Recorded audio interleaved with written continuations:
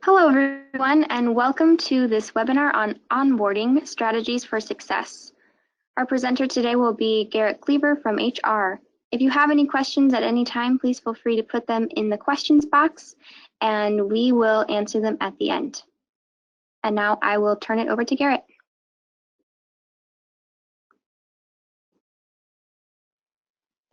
All right, hello everyone. Welcome to this latest episode in our HR webinar series on onboarding. Today, what we want you to come away from is some actionable items that you can take to help onboard that next new employee. And this can apply whether you are a manager, a coworker, a peer, maybe you're a mentor, or even somebody who is part of the whole onboarding process and supporting all employees, such as IT or HR. But we do want to give you some actionable things you can do to help support that next onboarding experience. But first, I'd like to put you in the mindset of a new employee. So imagine yourself walking into a new organization on the first day. You have accepted that job offer, you are ready to go, you're coming into that first day of a new job, you're excited, and you're going to meet your hiring manager. You meet them, and they're going to take you to your desk to begin your first day. And the first thing they do is bring you to your desk to start on some new hire paperwork. And your manager says, here's a desk. Karen normally sits here, but she's out on vacation. But feel free to use it until she gets back while you fill out this paperwork. You think, okay, this is maybe a little strange, but you know what? Everybody has to fill out new hire paperwork. Not a big deal. Still excited. Let's get through this paperwork, get it done, and get to the job. But your manager, before you get into it, says, hey, you know what? I got your first work assignment. What I'd like you to do is take a look at these policies and manuals, and here they are. I'm going to let you read through them and get to that. And at the end of the week, I'll check in and see how it's going. And so you think to yourself, okay, maybe getting a little bit stressed out here. That's quite a bit of material, but still, super excited. Gonna dig in there. It's first work assignment. Gonna learn about everything this job has to entail and what's going on. But again, before you get into that, your manager says, hey, you know what? I want you to meet the team. You say, all right, great. I'm gonna meet my coworkers. And so you start walking through the hall, and you see that your team is in a meeting. And your manager does a quick round of introductions. It says, here are a bunch of people you're going to work with closely. So you better remember all of their names.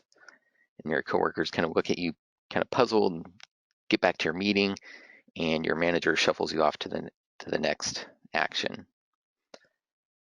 And your manager, thankfully, is going to connect you with somebody to help you learn the ropes of your new job. And your manager's asked Mary here to train you up and show you how things are done around here. You think, great, okay, I'm going to have somebody that's going to train me up, teach me the ropes, show me how to do some of the basic things around the office. It's still the first day, don't know anything. And your manager walks off, says, all right, I'll check back in at the end of the week to see how things are going.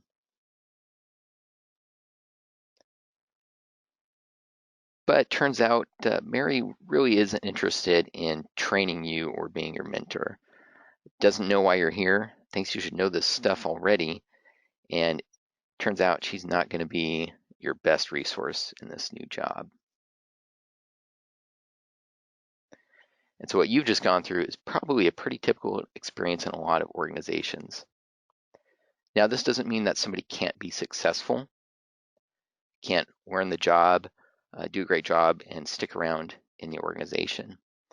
But in an onboarding experience like this, the organization, the manager, coworkers have essentially left this new employee's success to chance. And that's really not how we want to approach the onboarding process. But I'm curious, for all of you out there, have you experienced onboarding like this in an organization? Maybe it's not to this extent, but maybe it wasn't structured, maybe not planned. Go ahead and answer the poll, whether or not you've had an onboarding experience similar to this. but it looks like the majority of people have experienced this to some degree. And again, this is a pretty typical onboarding process. We have somebody has new hires come in, they do some new hire paperwork, they get right into the job, they meet some coworkers, network a little bit, may or may not have a trainer, and they get a few tasks and are kind of left with their own devices to succeed or fail. It's kind of the sink or swim approach. So that's where we come to the strategy part of onboarding. And today I want to go over a framework for the onboarding experience known as the 4 C's of onboarding. And these are developed by a professor of management in our own backyard at Portland State University, Talia Bauer. And through her research and review has developed some building blocks for onboarding that any organization can use to help support the onboarding process, leave it less to chance, and take a more proactive approach. And that's through the 4 C's. So let's dig into what those are.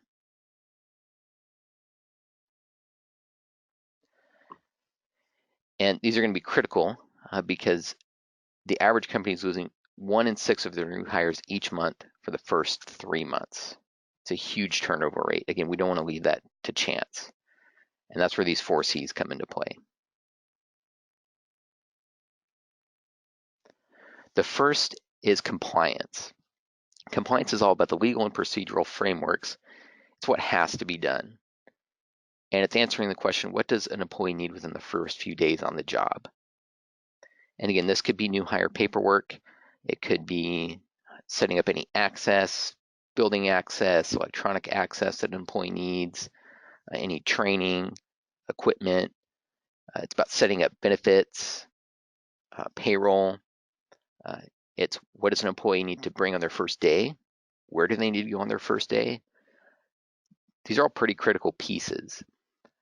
So doing new hire forms is critical. It needs to happen. But how we do that is important. But the first is compliance. Again, these are the things that the employees absolutely need to do within their first few days on the job. If they're not done, we can inject a lot of stress into the onboarding process. Imagine if somebody doesn't know how they're going to get paid, doesn't know where their benefits are going to come from, doesn't have that desk or computer or that equipment to even do their job. The next C is clarification. And this is about ensuring the new employee understands their role in ODE and the team. It's answering the fundamental question, why is this employee here? What training do they need? How are they going to get the training? What's their skill level? How do they know they're going to be successful in the job? How will the hiring manager, how will coworkers? And does the actual job match what was recruited for? So onboarding doesn't necessarily start when an employee walks through the door. It starts as soon as we have an opening, as soon as we're posting that job. Are we clearly articulating what this job is going to be doing, what the role is in ODE and the team? And is that job actually matching what was recruited for? And again, it helps answer that fundamental question, why is the employee here? Again, this is an area that could cause unneeded stress for a new employee if they don't know their role, the expectations of the job, and what they should be doing. The third C is culture, and really just a dictionary definition of culture. It's about the customs, arts, social institutions, and achievements of a particular nation, people, or other social group, aka an organization, a company, a state agency. And state government, ODE, the team you're working on, these all have a culture.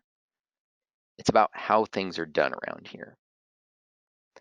Now, some of this can be stated, right? We have policies, we have procedures, things that we can pull up and follow, handbooks. It's how things are done. But some of these are unstated. How are decisions made? Who makes decisions? How do you funnel decisions up through the organization? It's also about what is it like to work for ODE? What's it like to work for you if you're a manager or for your work unit? How does work get done? How do coworkers communicate? Is email the primary method of communication? Do you need to have meetings first before you can make any decisions? These are things that are often part of unwritten rules. There may not be a procedure for it, there may not be a policy, but you and everyone else around you is acting within this rule set. And a lot of times that's unstated. Now we could spend an entire morning on culture and bringing new employees in and experiencing the shock of a new culture. But the main piece here is understanding that you do have a culture, ODE has a culture. Some of that is unstated, and some of that is part of the unwritten rules. And so bringing a new employee in is going to be important to explain what some of those are and be able to articulate that. And again, just like in the clarification piece, is the culture what was communicated during the recruitment process? Does that new employee know what they're coming into? And that's critical. Again, part of the retention process. In a recent survey, over 19% of executives in this survey said new hires leave because they don't like the company's culture. And so that might be a failure point there of that employee not knowing what that company's culture was like, or it wasn't articulated. And this 19% didn't leave because of training. They didn't leave because of role clarification. They didn't leave because of salary and benefits, or they didn't like their coworkers and their manager. It was because of culture. And the last C is connection. It's about the interpersonal and social relationships that are built in any work situation. And it's really fundamentally answering the question of how does a new employee integrate with the team? It's about opportunities to build relationships and network, connecting with professional groups, integrating with the team, connecting with mentors and trainers, whether formally assigned or informally. And it's also about asking the new employee questions. So is that manager or the coworkers, peers, mentors, are they curious about the new employee? Are they asking them questions about their experience? Are they giving feedback? What kind of feedback are they giving this new employee? And if you're meeting with a new employee, are you keeping appointments, making commitments, checking in, having regular check-ins during the onboarding process? So those are the 4 C's.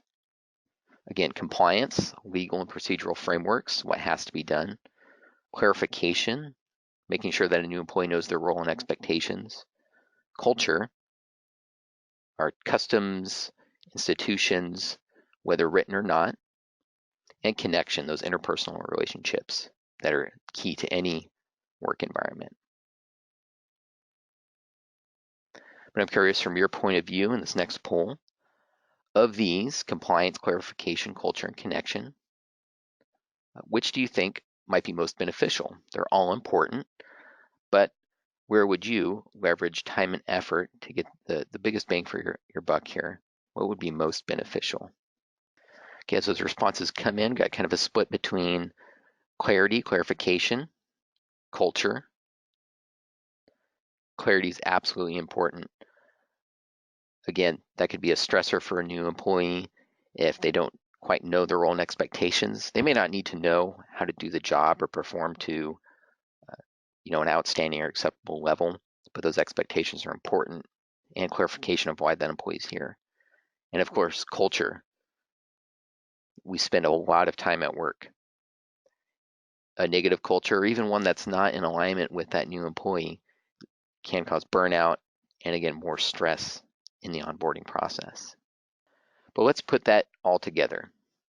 So let's apply those 4 C's here at ODE. How do we actually take this framework and build up these 4 C's and build up onboarding to, again, take it from the process of chance, the sink or swim approach, to taking a more proactive approach. So starting with compliance, something as simple as a checklist, such as the checklist we have on HR's intranet, can help ensure things like computers are ordered, somebody has a clean desk that they can come to, they have office supplies, they have everything they need to get going on the job. They don't have to worry about taking care of benefits. They don't have to worry about how they're going to get paid. They don't have to worry what they need to bring on the next day. They can show up ready to work and ready to go. And on the clarification piece, having an onboarding mentor or an onboarding buddy or a peer, or sorry, having an onboarding plan co-created by managers, peers, and the new employee is important. This is about, again, being proactive, having an approach to where we know the compliance pieces are being done. We have a plan for the first day, for the first week, for the first month on the job, and that this is co-created. So again, this is about asking the new employee, what are their expectations? What's their skill level? What do they bring to the job? Why are they here? And then are coworkers and peers involved in that plan as well?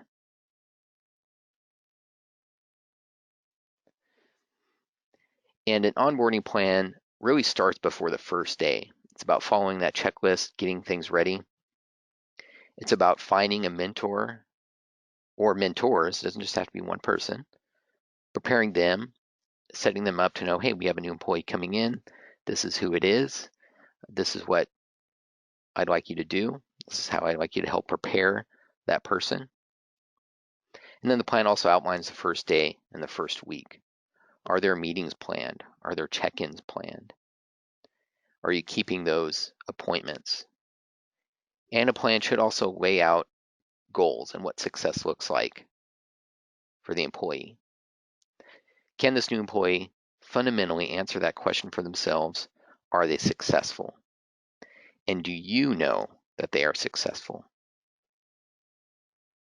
Again, this onboarding plan should start before the first day. Starts as soon as the position comes open and we're thinking about recruiting for the position.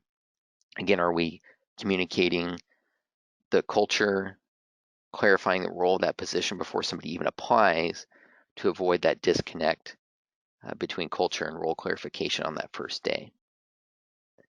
And it just doesn't stop when somebody walks in the door, fills out their paperwork, and moves on to the job. It doesn't stop there. It doesn't stop at new employee orientation. It continues on. We start to talk about, again, how somebody can be successful. What are the goals?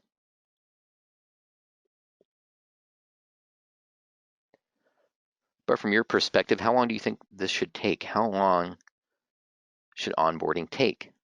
This plan? What time frame should this plan cover? Go ahead and take a moment to answer in the poll.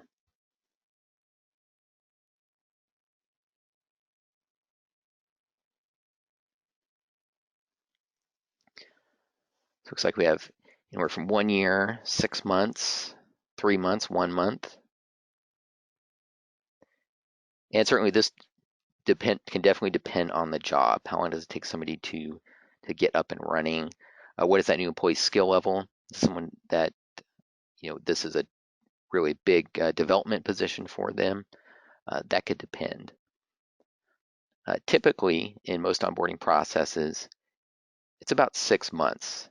That's a good target, but definitely onboarding can take up to a year or more. And we have some of these onboarding timelines baked into things like our policies and contract, trial service. And some of that is a year long or more.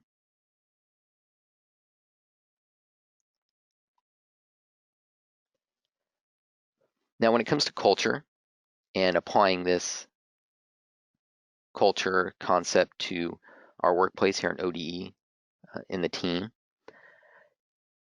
examine your own workplace culture. Does this match how the job is recruited for and sold to the new employee? There can be sometimes a tendency in organizations to, really get new employees excited, get applicants excited, really take on a selling role because we want the best people to come work for us, and that's fine. But does that actually match the culture?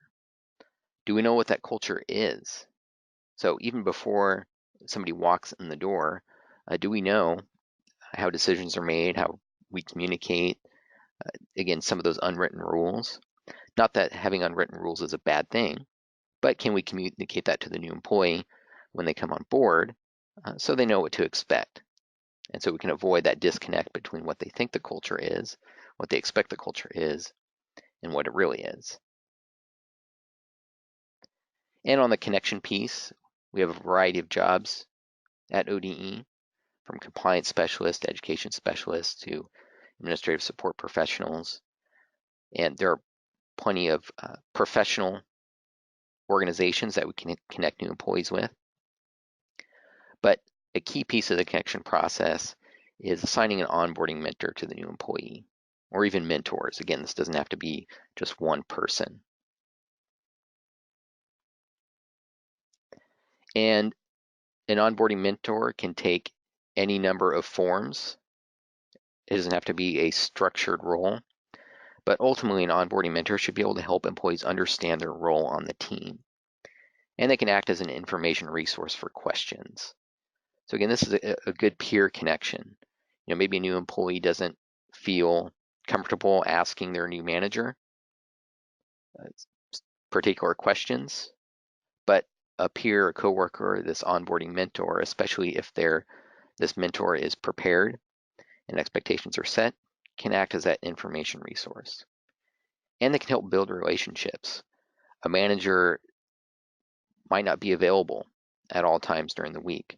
So this mentor can help connect the new employee with peers around the office, colleagues in districts, customers, clients, whatever it may be, and help build some of those interpersonal connections. And again, when it comes to culture, they can be a resource for the unwritten rules in our workplace culture.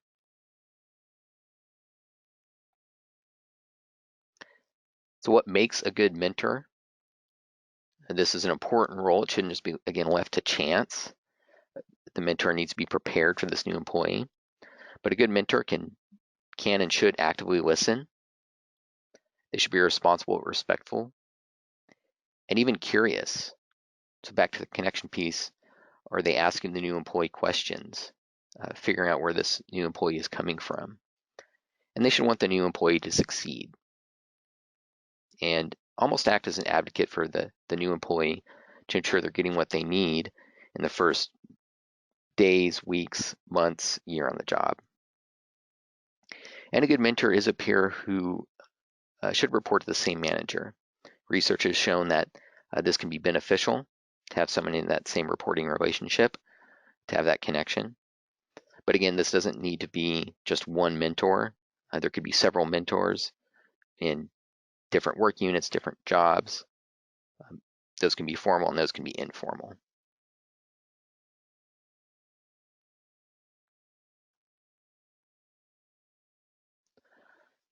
So let's do a quick overview of the concepts we've covered so far. And we're talking about the 4 C's here. Compliance, setting up the employee up for success on their first day. Clarification, ensuring the employee knows why they're here and what they're doing. Did the job we recruit for match what the job really is? Does that employee know what they're doing? Again, they don't need to come right out the gate being an outstanding performer, but they should know what the job is and how they get there. And then connection, establishing those relationships and professional networks, and mentorship is key there. And culture, explaining the unwritten rules of the organization. What is it like to work here? What is it like to work at ODE? What's it like to work for you if you're a manager? And what's it like on your team? What is stated and unstated there in that culture piece? And to hit on mentorship again, it's important to formally pair the new employee with a mentor or even mentors. Again, it doesn't have to be one. And ultimately, compliance, clarification, connection, and culture, mentorship, that could look different for many different positions. Can we have a wide variety of work here at ODE? But it's important to be proactive and have a plan in place for this new hire. What does it look like for that new employee walking in the first day, weeks, months, and even year on the job? And again, the HR site on the intranet has some resources there, including a checklist, a plan template to get somebody thinking about goals, training, and again, what the first 0 to year on the job looks like. Finally, here's some additional resources, research based on onboarding and some further reading if you're interested in the onboarding topic. And again, our ODE HR Intranet is a great resource. There are even tools that are still in development and will evolve and come out over the coming months to help support that onboarding experience.